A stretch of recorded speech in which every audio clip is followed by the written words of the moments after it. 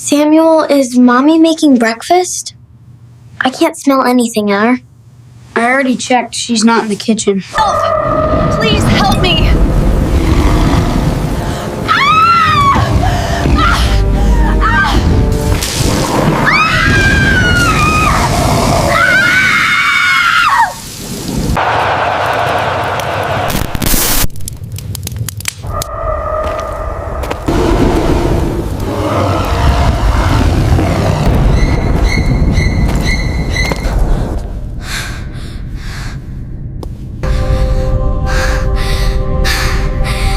Lily Grace Okafor, Samuel James Okafor. Who is that? That's God, Samuel.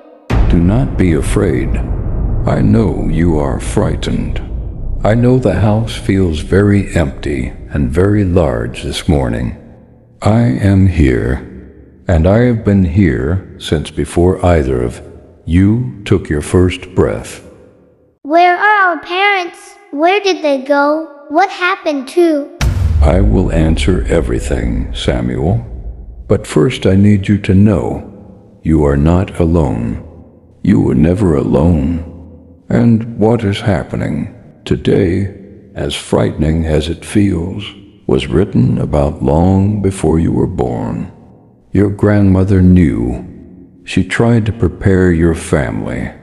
Do you remember what she told you? She said Jesus was coming back. She said it every Sunday. She used to hold my hands and say, "Baby, when that day comes, don't be scared. Just call his name." Is that what happened? Did Jesus come back?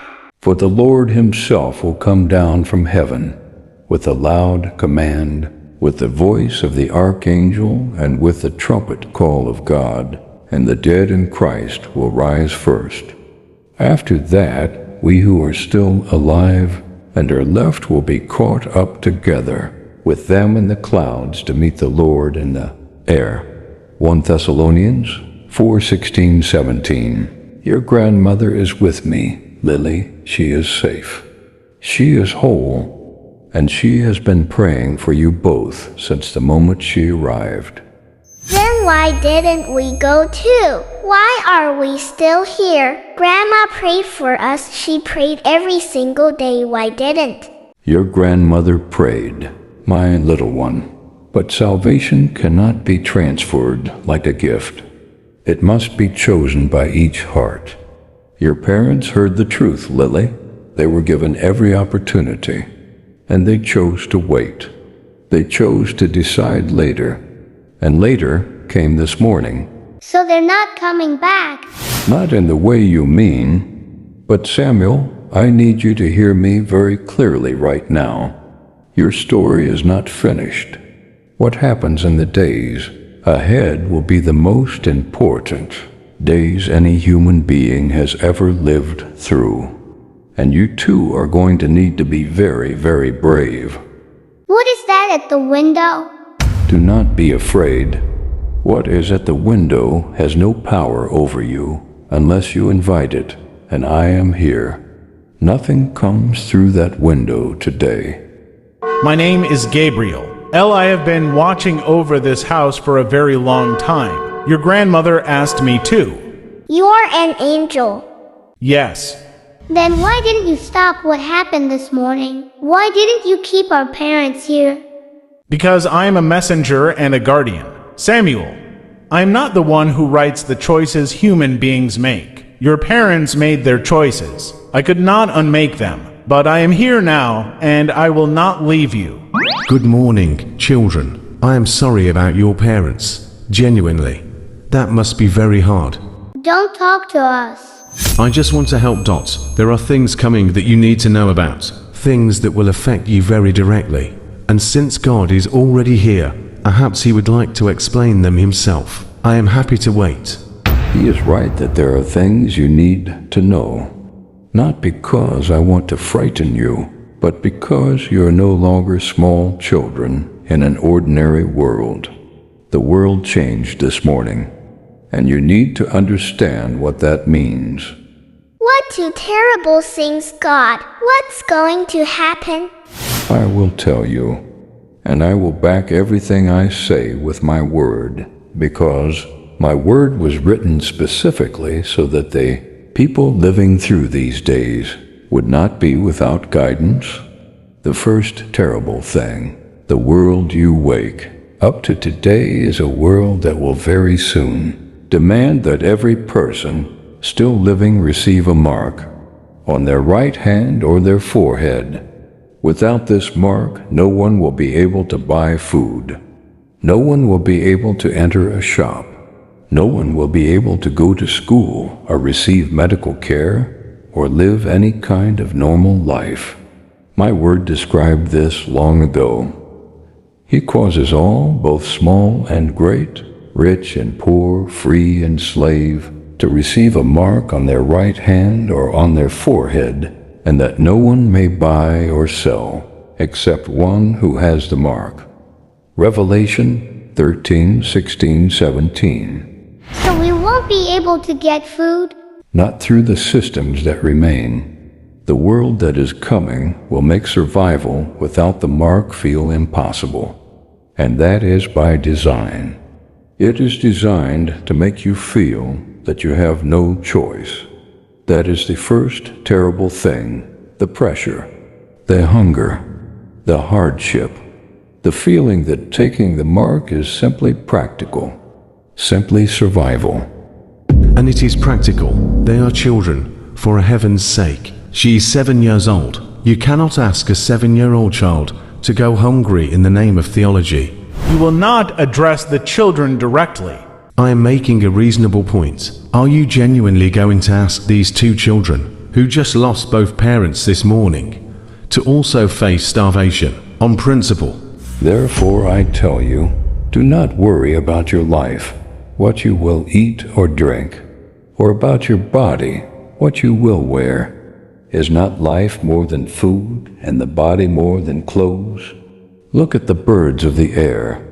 They do not sow or reap or store away in barns, and yet your heavenly Father feeds them. Are you not much more valuable than they? Matthew 6:25-26.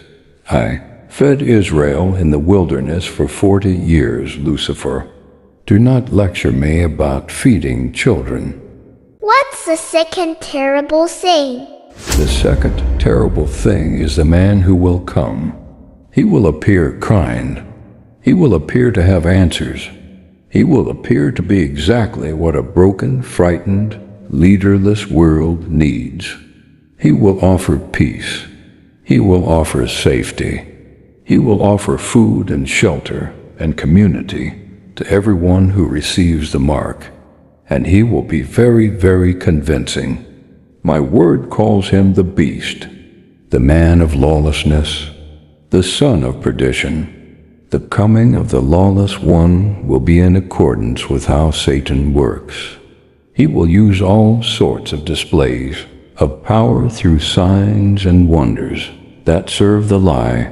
2 Thessalonians 2-9. He'll do miracles, fake ones, to make people trust him. Yes, and he will be especially interested in children who have no parents, children who are frightened and hungry and alone. He will present himself as a provider, a protector, and the mark he offers will feel like rescue. That is the second terrible thing, not just the hardship, but the deception, the lie dressed as salvation. I designed him carefully. Years of careful design. He will be very difficult to resist. Then why are you telling us this? If he's so difficult to resist, why tell to kids who just lost everything? Because warned soldiers do not fall the same way as surprised ones. Be alert and of sober mind. Your enemy, the devil, prowls around like a roaring lion looking for someone to devour. Resist him, standing firm in the faith. 1 Peter 5:8-9.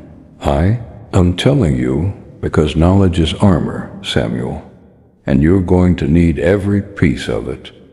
God, if we take the mark, what happens? If anyone worships the beast and its image and receives its mark on their forehead or on their hand, they too will drink the wine of God's fury. Revelation 14:9-10.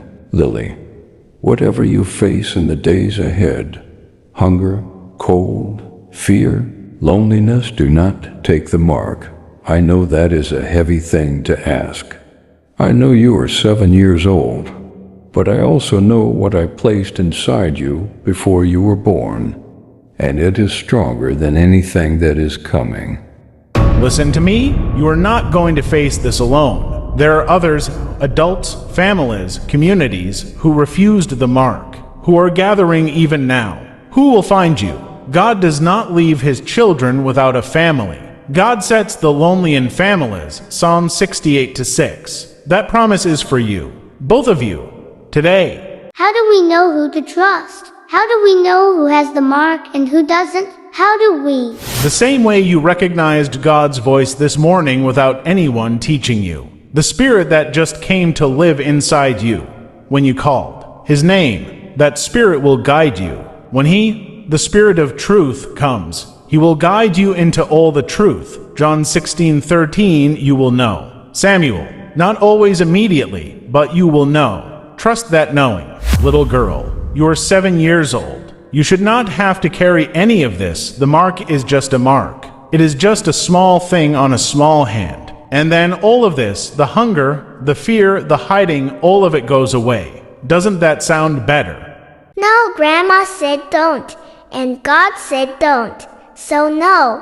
Out of the mouth of babes and infants, you have established strength because of your foes, to still the enemy and the avenger. Psalm 8:2. That is my girl. That is exactly my girl. Grandma should be proud of us both. Now what do we do, God? What do we do today? This could be a trap. These could be agents of the system, sent to locate the unmarked. Samuel, you know better than to trust. Be quiet. We're not listening to you today, or tomorrow, or ever. The Lord is my shepherd. I lack nothing. He makes me lie down in green pastures. He leads me beside quiet waters. He refreshes my soul. Psalm 23:1-3. I am your shepherd, Samuel and Lily. You lack nothing that I have not already seen and already moved to provide. Trust me one more day, then trust me the day after that. That is all faith ever asks. One more day. God, I want to ask you something. Ask. Was it always going to be this hard? Like, did you know, when you made us, that we were going to end up here? Losing Mom and Dad and hiding and going hungry and all of it. Did you know? Yes, I knew. For I know the plans I have for you, declares the Lord. Plans to prosper you and not to harm you. Plans to give you hope and a future. Jeremiah 29:11. Those plans included this season, Samuel. Not because I wanted you to suffer, but because I knew what this season would build in you. We also glory in our sufferings, because we know that suffering produces perseverance. Perseverance, character, and character, hope. Romans 5:3-4.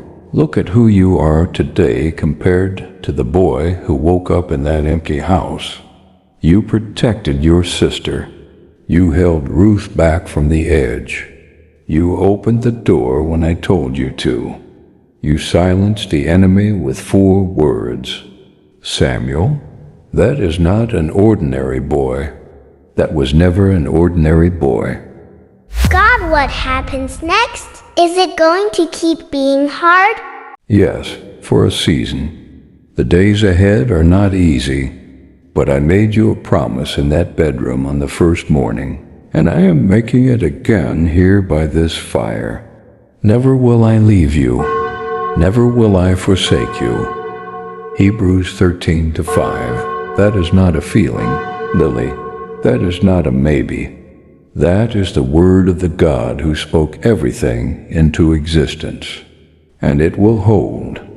I want to tell you both something. In all the assignments I have carried, in all the souls I have watched and guarded and fought for, I have never seen a 9-year-old boy share his last piece of bread and call it ordinary. I have never seen a 7-year-old girl dismiss the enemy with 4 words and then ask what's for breakfast. You have been extraordinary, both of you, from the very first morning. You know this is not over. The days ahead are harder than what you have already faced. The pressure for the mark will increase. The community will be tested. People you trust will break. I want you to know that, not as a threat, just as a fact. I know you're not. Want to say one final thing, not just to Samuel and Lily, but to every person hearing this story. The days described in this film are either coming or they are already here. And the question every person must answer is not, will it be hard?